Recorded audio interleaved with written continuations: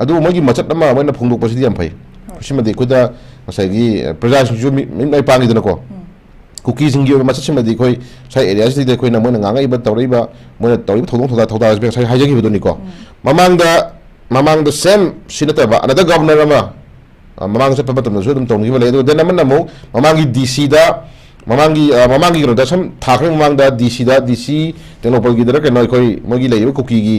leader singda ko ai tenopol district manungda maitei gi police officer sing ko maitei gi adu da thambiya roi ga na CP ki khoi dum report phangi lei ko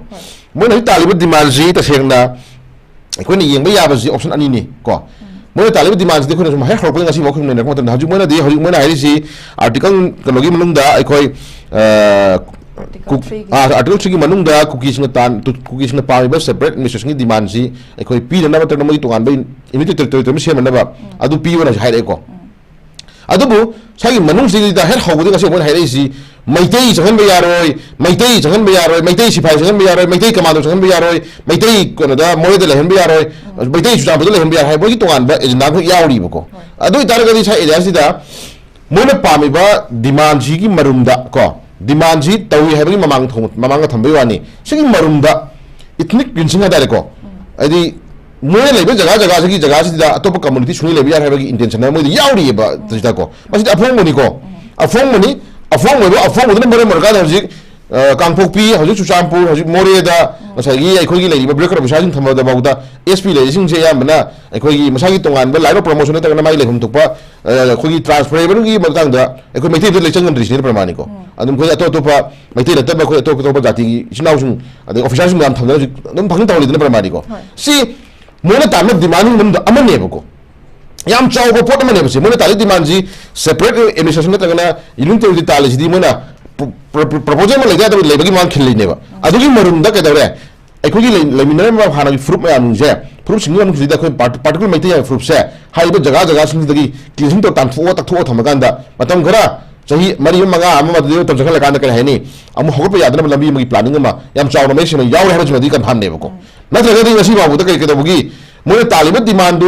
talibat demand ji lengak ta na ta center tan boy taraga di maram chaba cha da bai je madu lura dum balu jagat pora mani adu manipur thugana sun bai je manipur khunda mene fuku da ya pom tinata ai da di laimine ba sing manung ji da mona talibat demand ya o ya di ha di ngasi lenga masu dai lenga sing matung na madugi ba ta khundu la du pora mani ko adu shuru ta na ngasi ka ya re chujampur da mai te tan thori mun ka gino moi talibat demand ji tangi haina khona matamda maitei tan thoi man kai kino maitei tan thoga na maitei halaga maitei tan thoga maitei lehendra ganda talibat demand ji kai mo yaw gros manunda ai more de maitei tan thong kai kino periphery area da ngasi cookies na talibat area sing ji da asin nongoi kapaga maitei sing tan thokpa man mo maitei sing halaga yemai tha mo ta thoi kai kino सी question am saw lai bachin ko na talibat issue se masi sai ai sai jagi bedoni cookies ni marum na kana lai kai no ka no kana mo khari chai area si tawung mo ka mu khara polking yo game ma na ta am sathi pot ma thang lo pin na kan da kai mo drama ma ta mo lai re area si ko si po si ko me am chang na khoi cookie ko shunu te ba cookie ko shunu te ko shunu te ya a sa me te ko number 4 na ta na sa gi poppy drug tha ba hai je masi international lo su ya de na ta pitching lai mai da lu ga no drug yo so se masi miya ma ya na te ko lu na ya na te de na na mo ka da re illegal immigrant ma ya hai je la kan da leiba am da changna chung to no bai je magi as par norms ki matung ina leje pho ka ne dra ade changning ne tongning he da ngasi ga ni mun mai le di cookie ka u chalu ne ngasi ka da any country ma da ta without pass yaw na without me da document yaw da mo changing chung ne mo ya ga ri yeng che ko adu ko ma yam ji ba si lu ya da pho ka ne ko adu ko ma yam jung je thengna bai si ta chela government na tawge na khala ga di second minute khang wa ne mutro alu madu thena da jo manipur gi leiba community leiba fruit ya bi thena da juna ka shule wana te mado natra adu ngasi wahal je ngasi morok chahol je kana wo khana khai eda ngalo pi thama gi mo mo di ure ba ko adu na sai eda ju khai jeni si governor na more sa matam da mana ingin untuk pemain khusus tadi dengan si ampai nawalak gubernur dengan si sulit itu dengan si tokom tokpa ngasagi yang pun tokpa area khusus mana sekali misalnya kita cerita lagi aku yang lain seperti pedi orang mereka lagi ba isu yang jember soal jadi ini kok aku lagi ba ngasagi pillar gate number 1 2 gi orang film atau gi more gi film kok ajuk yang celai masuk campur selalu khusus aku ure kok matang maju round the clock cepat celai ising se film yang masuk orang biaya kok aduna positif oi ba yang peaceful over life ma hana gi manipur ta na phona matam da athu matam di lobi posu osinu ko but sai area ha jik lairi ba governor si da governor khongset da governor da ta singna more gi tekno pang gi lairi ba district gi kuki gi leader singna phong afong o cp dana memorial pi dana si ka dawre sai press kare dana separate mission gi demand pi na bataksin kre hai ko the press kare dana ka dawre manipur chanale ba ka policy di manipur thugai biu manipur thugai biu haina ko kising na governor bala da member da pising hai ne ko sida highlight of phone ji sing paper ma da hai ji ta sing na separate administration demand ko pi na ba taksin hai bo hi je ta sing manipur thugai biu sa ka nei ko ada si sale ba press da am phana ma election hai re manipur thugai biu haina ko kising na governor bala da member da pising re manipur thugai biu bikhalam ni ko sai da sida akhoi le political leaders sing ji ba thona mu ye batari ko ne ko achum bal lamen tu hen ba men man ta da manipur da iran thong na ba sili ji kanano ha ba si haji musa sengai nitra musa senga bani na ko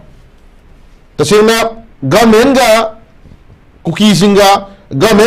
makta chu ba ai paper na si thana me ko ta ne ta ga di to na bi ko su kai de manipur gi maitai civilian sing da amona no mai ka pra thaja du ma di ngasi pibum thu e mon su ko natra ekoi maitai civilian no mai ka paroi ekoi maitai no mai ka paroi ado ko maitai ga mo no order nei roi mar magi le namon jaga le nei su ko su kai de ma chucham puru maitai halakpa adi mo maitai halakpa ado mo le jaga su mo hanjar pa u hanra ga na poto ekoi gi tan ko demand ta ni hai ga na ya no phone du hai bon dai pramani ko adu su hai di ra adu hai da man menung da maitai u ga hat kan hai bane ntra maitai u da di hat kan ni adu ko ko du maitai jaga bu ya roi adu manipur thugai na sulu manipur thugai hai bane ma ha je chai ya hi yor ba guda masidi janta jida ko ahalaman na pibiram ba koi da blood ko ahalaman i ni lai ba koi da ipa ipu lai ko ipa ipu british fog da koi chai gi kai di british na ba koi kai khun ulam ba dugum ba maitai sing thonga do chai edai cookies na yamna ba to man mo sidi janta jida yam noi te ko dana lo es ba lo gi tam da la ga su mo ta ba di ma ni chumra mo ta ba thong da chumra ba se ma se ekoi miyam na ekoi khana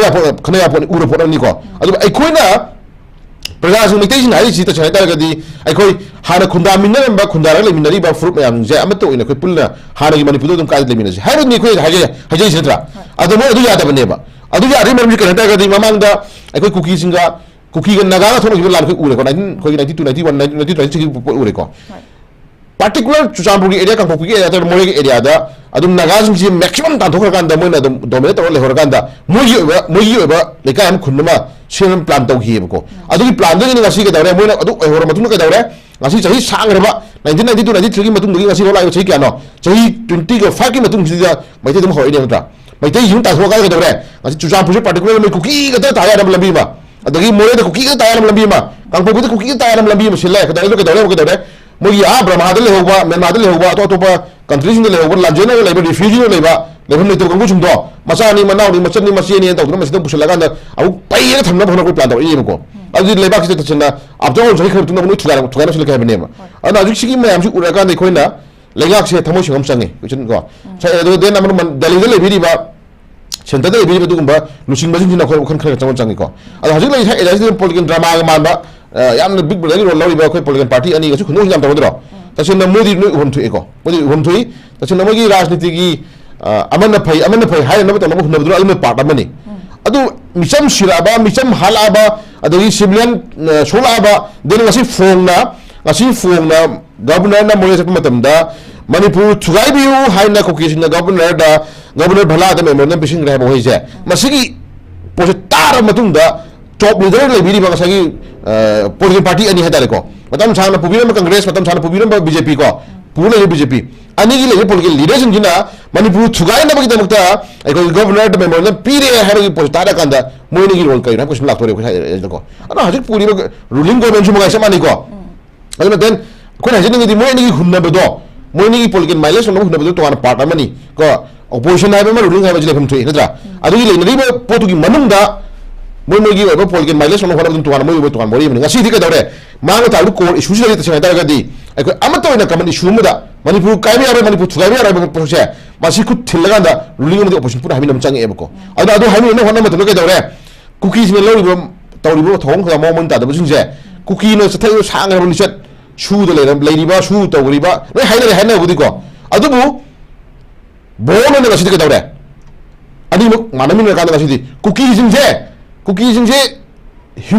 ꯃꯤꯅꯨꯡꯁꯤ ꯑꯃꯒꯤ ꯃꯇꯨꯡ ꯏꯟꯅ ꯃꯣꯏꯁꯦ ꯄꯨꯁꯜꯂꯀꯥꯟꯗ ꯃꯅꯤꯄꯨꯔꯗ ꯂꯩꯍꯟꯈꯤꯕꯅꯤ ꯀꯣ ꯑꯗꯨꯅ ꯉꯁꯤꯗꯤ ꯂꯝꯍꯟꯕ ꯌꯥꯔꯣꯏ ꯀꯊꯣꯟ ꯇꯧꯕ ꯌꯥꯔꯣꯏ ꯍꯥꯏꯕ ꯃꯣꯏꯁꯦ ꯃꯣꯏ ꯍꯥꯏꯃꯤꯟꯅꯕ ꯃꯇꯝ ꯑꯣꯏꯔꯦꯕꯀꯣ ꯑꯗꯨ ꯅꯠꯇꯗꯅ ꯉꯁꯥꯏꯒꯤ ꯌꯥꯝ ꯅꯨꯡꯉꯥꯏꯔꯤꯁꯤ ꯑꯩꯈꯣꯏꯒꯤ ꯂꯩꯕꯥꯛꯁꯤ ꯀꯥꯏꯅꯅꯕ ꯍꯣꯠꯅꯔꯛꯄ ꯂꯩꯕꯥꯛꯁꯤ ꯀꯥꯏꯗꯣꯔꯦ ꯈꯪꯉꯕ ꯑꯩꯈꯣꯏ ꯁꯤꯚꯤꯂꯤꯌꯟ ꯌꯥꯝ ꯁꯣꯛꯑꯕ प्रजा मैम कांग होम चाइना चेनरबा खुन्ना पंचायत नाव मैम तुम चाब खंगना ngasi manipur kanana honariba sigi stage geology bawda ngasagi yam ngai ma tarmani haina sapusina di chan tajida sai area sti ko noite